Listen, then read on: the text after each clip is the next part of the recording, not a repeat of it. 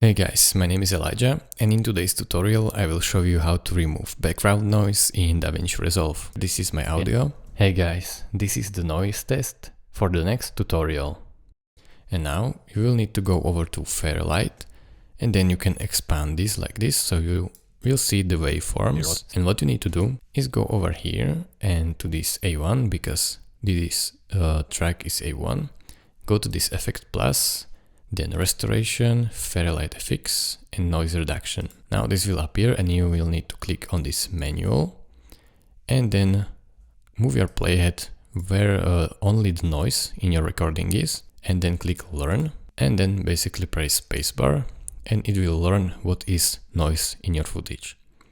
Then when you stop it, it will know what is the noise because it has been learning right now. And then you can play it back. Hey guys, this is the noise test for the next tutorial. And now as you can see, there is no noise. Hey guys. So you try it for yourself and you will see that it works just perfectly in Davinci Resolve. Thank you guys for watching. If this video was helpful to you, consider subscribing and liking this video. And I will see you in the next tutorial. Bye bye.